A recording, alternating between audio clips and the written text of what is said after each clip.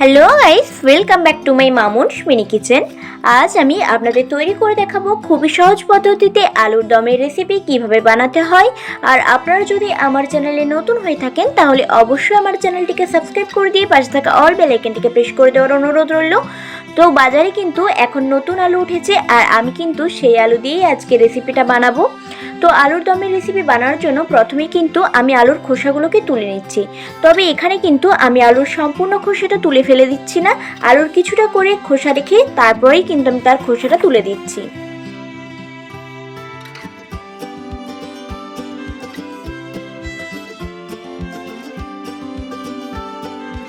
ঠিক একই রকমভাবে আমি কিন্তু সব কটা আলুরই খোসা তুলে নিয়েছি। এবার যে কটা আলুর সাইজ একটু বড় রয়েছে সেই আলুগুলোকে কিন্তু আমি দুভাগ করে নিচ্ছি।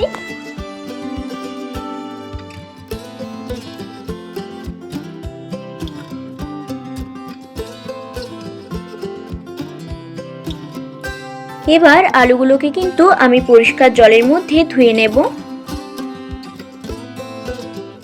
আলুগুলোকে কিন্তু আমি একটু কচলে কচলেই ধুয়ে নিচ্ছি যাতে আলুর গায়ে লেগে থাকা সমস্ত ময়লাই উঠে আসে।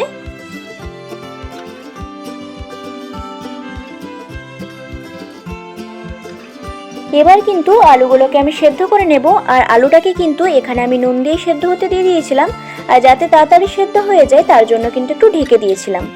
আলুগুলো কিন্তু এখন আমার পুরোপুরিভাবে সেদ্ধ হয়ে গেছে, তাই এগুলোকে কিন্তু আমি একটা পাত্রের মধ্যে এখন তুলে রাখছি।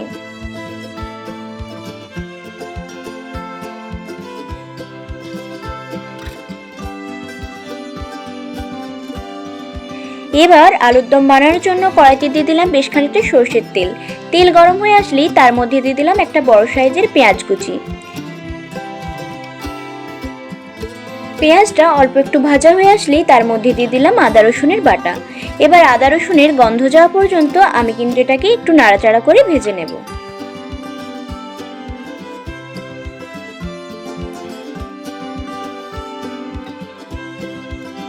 এখন কিন্তু আর আদা রসুনের গন্ধ নেই বললেই চলে, তার জন্য এর মধ্যে একে একে দিয়ে দিচ্ছি স্বাদ মতো লবণ, লঙ্কার গুঁড়ো, হলুদের গুঁড়ো, জিরের গুঁড়ো।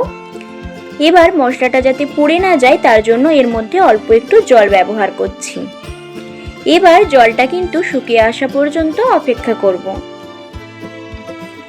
জলটা কিন্তু এখন প্রায় শুকিয়ে এসেছে। এবার এর মধ্যে দিয়ে দিচ্ছি বেশ কিছুটা টমেটো পেস্ট, আর সেই বাটিটা ধুয়ে কিন্তু আরও একটু জল দিয়ে দিলাম। এবার কিন্তু মশলাটাকে খুব ভালোভাবে কষিয়ে নিতে হবে।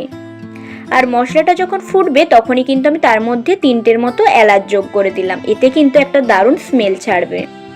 মশলাটা কিন্তু এখন খুব সুন্দরভাবেই কষানো হয়ে গেছে, আর মশলার মধ্যে থেকে কিন্তু এখন তেল ছাড়তেও শুরু করে দিয়েছে। এই পর্যায়ে আমি যোগ করে দিলাম সেদ্ধ করে রাখা আলুগুলোকে। এবার আলুগুলোকে কিন্তু মশলার সাথে খুব ভালোভাবে মিশিয়ে নিচ্ছি। মশলাটা আলুর সাথে যখন খুব ভালোভাবে মেশানো হয়ে যাবে তারপর কিন্তু আমি এর সাথে যোগ করে দিলাম বেশ কিছুটা মটরশুঁটি। এবার মটরশুঁটিটাকেও কিন্তু আমি আলুর সাথে খুব ভালোভাবে মিশিয়ে নিচ্ছি। আর আলুটাকে কষানোর সময়ে কিন্তু আমি এর মধ্যে বেশ কিছুটা চিনিও দিয়ে দিলাম।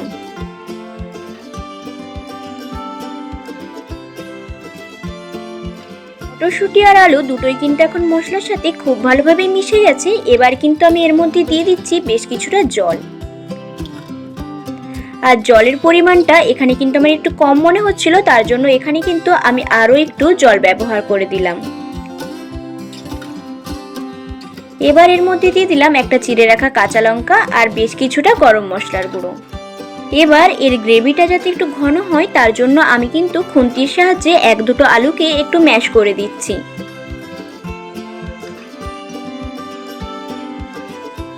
এবার কিন্তু সবশেষে উপর থেকে ছড়িয়ে দিচ্ছি বেশ কিছুটা ধনেপাতা কুচি। এবার ধনেপাতাটাকে আলুর দমের সাথে কিন্তু মিশিয়ে নামিয়ে নিলে রেডি আমাদের আজকের টেস্টি আলুর দম। আর আপনারা কে কোথা থেকে আমার ভিডিওটি দেখছেন সেটা কিন্তু অবশ্যই কমেন্ট করে জানাতে ভুলবেন না। আর আমার আজকের ভিডিওটি যদি আপনাদের ভালো লেগে থাকে তাহলে অবশ্যই শেষে একটি লাইক, কমেন্ট এবং শেয়ার করে দেওয়ার অনুরোধ রইল।